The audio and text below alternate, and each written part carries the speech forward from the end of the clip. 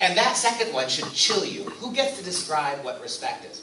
If you come from a Christian home, or a Catholic home, or a Jewish home, or an Islamic home, what if you teach your kids to respect everybody, but that marriage is exclusively between a man and a woman?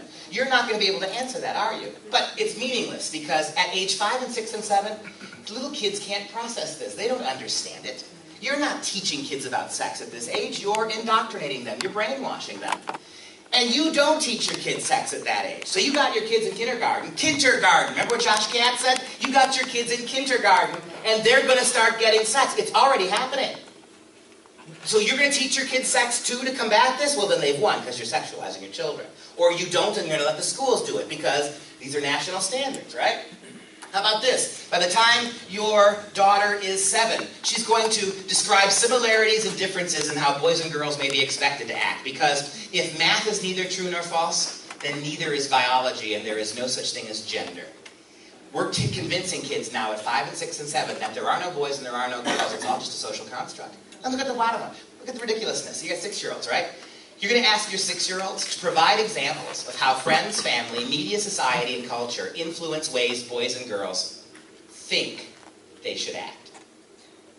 How does a 6-year-old get her mind around this? How about this? By the time your son is 10, before he even hits puberty, by the time he's in 5th grade, look at the next one, the bottom one. He will define sexual orientation as the romantic attraction of an individual to someone of the same gender or someone of a different gender. That's mandatory. In other words, the federal government is telling your kids how they must define it in order to meet the standard.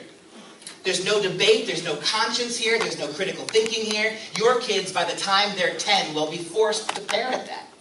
And look, whatever you think about homosexuality, this is your job, isn't it? This is the family's job, isn't it?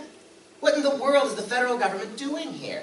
And if you call this up online, it will blow you away how staggeringly inappropriate this is. And the other thing I'd like to point out, none of this has anything to do with biology or birth control. This is pure sociology. And the last thing I'm going to do is going to prove that to you. This is the most shocking slide, and I'm done when I'm done with it, that I'm going to show you, and it's pretty extreme. This poster I'm about to show you hangs on the wall in a middle school in Shawnee, Kansas. Middle of the Bible Belt. It's not Madison, Wisconsin, or Miami-Dade. This is Shawnee, Kansas. This poster has been there all last year, every day. It was a 6th grader, an 11-year-old, who took the picture as it sits on the wall next to a picture of Clifford the big red dog. Took the picture, brought it home to Dad. Here's the poster. Sorry, there we go. There's the poster. How do people express their sexual feelings?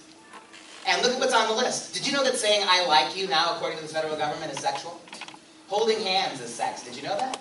This is such a Common Core English assignment. Do you notice how they've got talking up there twice? They don't even bother to proofread. This poster hangs there every day, all day, 8 hours a day. And do you notice what else they have on the list besides kissing and saying "I like you"? I'm not going to read some of those words. Do you understand that for a public school system that is obsessed with sex birth control to the point of fetishization, there's nothing on this list that suggests some of these things might lead to pregnancy or some of these things might lead to disease? You know what this is? This is the federal government convincing your kids that if they object to any one of those things, and what 11-year-old's going to think that saying "I like you" is bad? If they object to any of those things, they object to all of them. But if they accept any one of those as legitimate, they have to accept them all. 11-year-olds. And even more shocking than this is what happened when Dad complained. Dad freaked out. Here's the response from the middle school. This is from Hawker Grove Middle School spokeswoman Leanne Neal of Shawnee, Kansas, the Bible Belt. The poster that you reference is actually part of our middle school health and science curriculum. What did you see on that poster that dealt with health? What did you see on that poster that dealt with science? So you see what's happening with the coming science standards, right? Just like math is not about math, it's about social justice. Just like English is not about values and experiences, it's all about indoctrination. Even science and health have been degraded to propaganda sociology in the name of science. So where did it come from? Spokeswoman said, the curriculum it is a part of aligns with the national standards. And that's why they can't take it down. This is going to happen here, Florida. How can you got state and local control? This stuff gets into your schools. If it's part of a national standard that has to be measured nationally, how are your teachers going to be authorized to take it out? They can't. Your principals can't do it. It's part of the national standard. Your superintendent of state schools can't pull it out. And that's what they told the dad in Kansas. We can't pull it out. It's part of the national standard that we've adopted. Your kids have to meet these standards. And so when school started again this year, the poster's still there. This is just the beginning. It's just getting ratcheted up here. I'm out of time. There are so many things in Common Core you have to be worried about. This is just the tip of the iceberg. And if even 5% of what you've heard here today is true, if I am just a colossal liar and only 5% is true, that is 5% that should make you really, really want to slow down and challenge the people who are putting it in your schools. How we got here, why we got here, and why we're doing this. Thank you for listening.